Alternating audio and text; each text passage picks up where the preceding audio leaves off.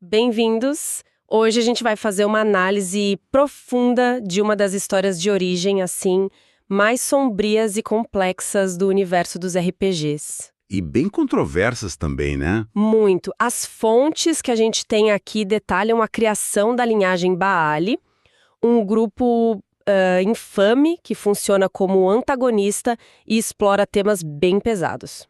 Então fica o aviso, né? O conteúdo é denso, é visceral. Sim, mas é importante lembrar que é tudo ficção. A nossa missão aqui é desvendar esse mito de origem, o conflito que rachou a linhagem logo de cara e navegar pelas várias teorias que muitas vezes se contradizem sobre quem foi o criador deles. E o que eu acho fascinante nesse material é que não tem uma resposta pronta. Sabe, a narrativa é um quebra-cabeça histórico, mitológico. Exato. E não é só uma história sobre monstros. É sobre a natureza do poder, da crença. E de como o mal pode surgir de motivações assim completamente diferentes. É isso que eu acho incrível. De um lado você tem a aniquilação pura e do outro, uma tentativa de evitar um mal que seria ainda maior. E essa dualidade que deixa tudo tão rico. Bom, a nossa história começa lá na antiga Mesopotâmia, na cidade de Ashur, onde hoje é o Iraque. As fontes contam que uma tribo local, durante uma escavação, encontrou algo de um poder inimaginável. E não era um objeto, né? Não era um artefato. Era o nome verdadeiro de uma entidade cósmica que estava adormecida. E só o ato de pronunciar esse nome já dava acesso a uma magia negra muito, muito poderosa. Só que aí veio o dilema. Um dilema terrível. Usar o nome dava poder, mas a cada uso eles corriam o risco de acordar essa entidade. E se ela acordasse? Era o fim de tudo. Literalmente. E aí que as fontes trazem o conceito das crianças. Sim. Seres primordiais, talvez mais antigos que a própria humanidade, e que se despertassem trariam o apocalipse. É um horror cósmico total, sabe? Bem na linha de Lovecraft. Onde a humanidade não é nada. Nada. Um grão de areia diante dessas forças antigas e incompreensíveis. Então, para tentar controlar essa ameaça, a tribo desenvolveu uma solução. Uma solução bem sinistra. Bem sinistra pouco. A estratégia tinha duas frentes. Primeiro, eles tentaram diluir o poder do nome. Espalharam as sílabas em outras palavras, criaram panteões inteiros de deuses falsos. A ideia era que o nome verdadeiro nunca mais fosse dito por completo, né? Exato. Fazer o povo adorar outras coisas para, adiar o fim do mundo. E a segunda parte da estratégia é a mais brutal. Ah, sim. Eles cavaram um poço gigantesco no centro da cidade, um fosso, dedicado a sacrifícios humanos. A lógica por trás disso é o que me deixa mais chocado.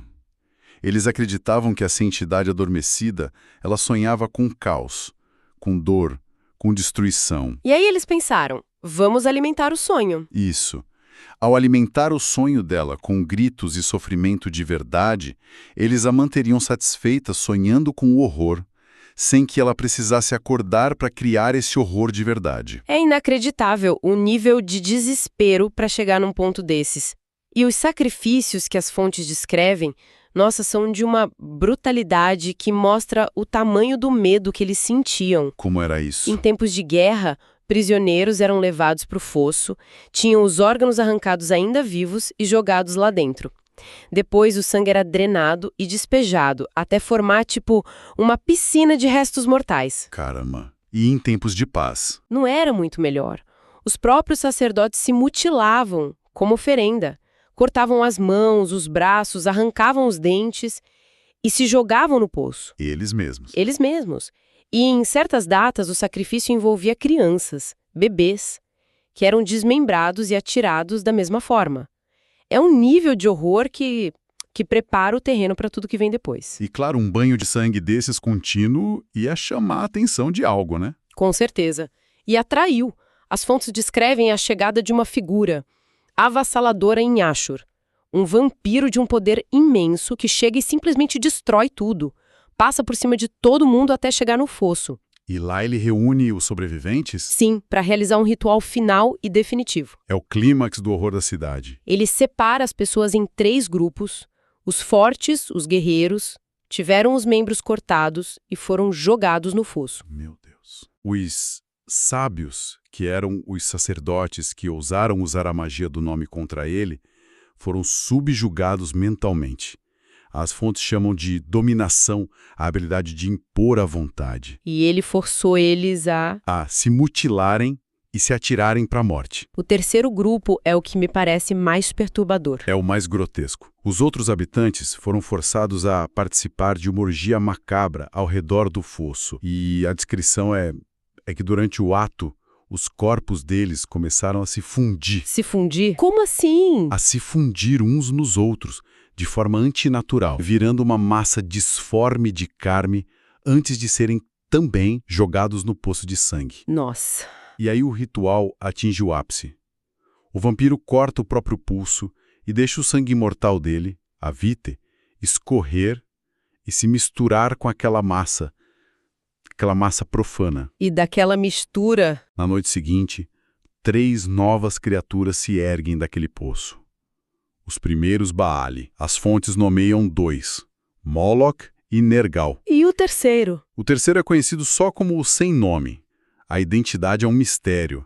Há sugestões de que poderia ser uma mulher ou até uma entidade andrógena, que nasceu da fusão dos corpos da orgia. É incrível que mal acabaram de nascer de um evento pavoroso desses e já começa uma briga de família. Com consequências cósmicas. É aí que a linhagem se racha. De um lado, temos o Moloch.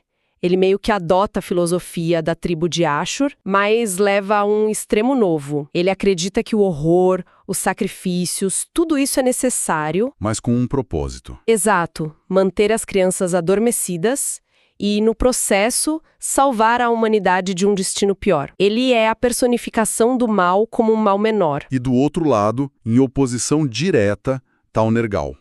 Ele é o puro nihilista. O oposto completo. Ele olha para o poder que eles herdaram e vê um propósito totalmente diferente. Para ele, o objetivo dos Baali é deliberadamente acordar as crianças e trazer o inferno para a Terra. A aniquilação total. O fim de tudo. E essa divisão fundamental entre salvar o mundo através do horror e destruir o mundo através do horror se torna o grande conflito que move a história deles a partir daí. E o Nergal não perde tempo, né? Ele já parte para a ação. Funda a própria cidade culto, reúne seguidores, um grupo de carniçais devotos, os Dabi, e anuncia o grande plano dele. Ele vai despertar uma das crianças, uma entidade chamada Natari, que estaria adormecida embaixo da cidade dele. E a narrativa nesse ponto parece bem direta. Os Dabi, os seguidores dele, aparentemente ficam apavorados com o plano e o traem. Eles correm para avisar o Moloch. Exato. Correm para avisar o Moloch sobre o ritual apocalíptico. E o Moloch, fiel à missão dele, se junta a outros clãs de vampiros que tinham acabado de descobrir os Baali e montam um exército para impedir o Nergal. O que se segue é uma batalha épica. A cidade do Nergal é arrasada. O culto dele é massacrado e, no clímax, ele é supostamente derrotado. Supostamente. Ele é aprisionado no abismo por um vampiro do clã La Sombra que usa poderes de sombras para selar ele. Parece uma vitória do bem, ou pelo menos do mal menor. Mas não é bem assim. E aqui é onde a trama dá um giro espetacular. A verdade é que toda essa história foi uma encenação. Peraí, como assim? Uma gigantesca e genial farsa orquestrada pelo Nergal. Ele não foi traído? Nunca. Ele usou o poder de dominação para forçar os seguidores a traí-lo, sabendo exatamente como o irmão, o Moloch, reagiria. A batalha, a derrota, a destruição. Foi tudo um ardil. Espera aí, então a guerra inteira, a prisão, tudo não passou de um teatro para ele mapear os inimigos. Isso é um nível de estratégia assustador. Exatamente. Ele sacrificou a própria cidade, os próprios seguidores, para poder observar de longe. Para quê? Para identificar quem eram seus verdadeiros inimigos, quem poderiam ser aliados em potencial e, o mais importante, forjar a própria morte para poder agir nas sombras. Então quem foi derrotado? O Nergal que foi derrotado e aprisionado nem era ele. Não era? Quem era então? Era uma de suas crias de quinta geração. E para quem não está familiarizado no universo desses jogos, a geração mede a distância de um vampiro até o progenitor. Quanto menor o número, mais poderoso. Então uma quinta geração é muito poderosa. Imensamente. Mas para o Nergal, que é de quarta, era uma peça descartável. Uma isca perfeita. Anos depois, com todo mundo achando que ele estava fora de cena, o verdadeiro Nergal ressurge, com uma nova identidade, a figura mitológica de Shaitan. E aí ele recomeça tudo. Exato. Com esse novo nome, ele começa a reagrupar os Baales órfãos para finalmente executar o verdadeiro plano dele em segredo, uma jogada de mestre num jogo que dura séculos. Esse nível de planejamento, de manipulação a longo prazo, é impressionante. E é interessante notar como quem se aprofunda nesses universos de RPG que são, sabe, cheios de tramas complexas como essa, geralmente desenvolve um perfil bem particular. Sim, é verdade. É gente com uma inteligência aguçada, sabe? Uma capacidade criativa acima da média e um envolvimento muito forte com leitura, com interpretação de texto. Exatamente.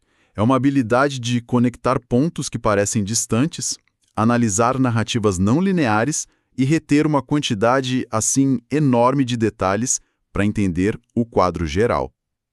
Isso. E esse perfil de raciocínio estratégico, de dedicação, essa capacidade de focar por horas num problema complexo combina muito com a preparação para provas e concursos de alto nível. Totalmente. Exige o mesmo tipo de foco e síntese de informação. É a mesma mentalidade. É verdade. A mesma mentalidade necessária para um vestibular concorrido, para concurso público, concursos militares, OAB e até para residência médica. E falando nisso, se você que nos ouve é estudante e quer se preparar de verdade, entra agora em medicalb.com.br, baixa o app e aproveita o maior banco de questões do Brasil, com provas anteriores de todas as instituições, questões comentadas, resumos práticos, aulas completas e flashcards prontos para revisar onde quiser. E essa capacidade de manipulação do Nergal nos leva de volta à grande pergunta, né? A pergunta que as fontes deixam em aberto. Quem era o vampiro original? Quem conduziu aquele ritual em Ashur? Não tem resposta certa. Não, só um emaranhado de teorias. A primeira aponta para Ashur, o antediluviano fundador do clã em Capadócio. Ele era obcecado com a morte, buscava se tornar um deus. É possível que, nessa busca, ele tenha, sem querer, criado o inferno na Terra. E aquela história dos corpos se fundindo, isso parece apontar para outro suspeito. Sim, isso leva à teoria do antediluviano Timicé. A marca registrada deles é a vicissitude, aquela disciplina de moldar carne e osso como argila.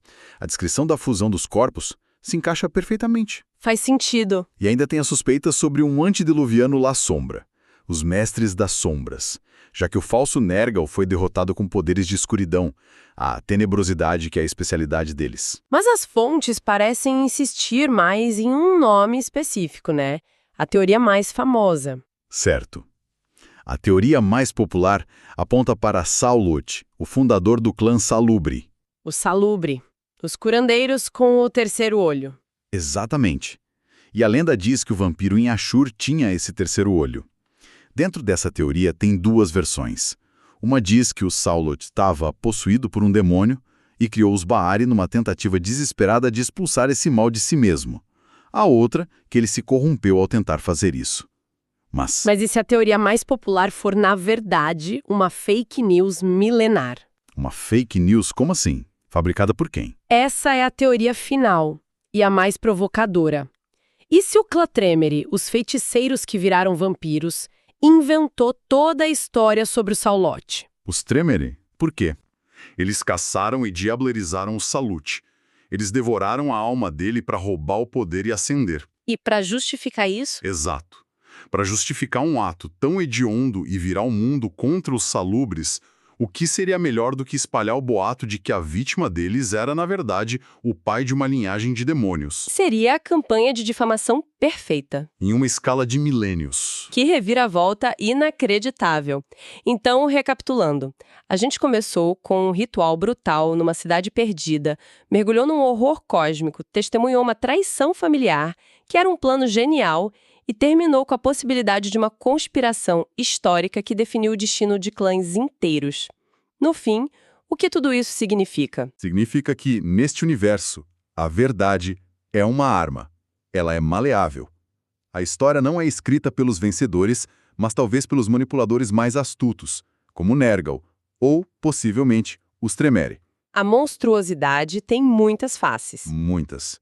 E a mais óbvia, a que grita "Eu sou o mal", nem sempre é a mais perigosa. Isso nos deixa com uma reflexão final.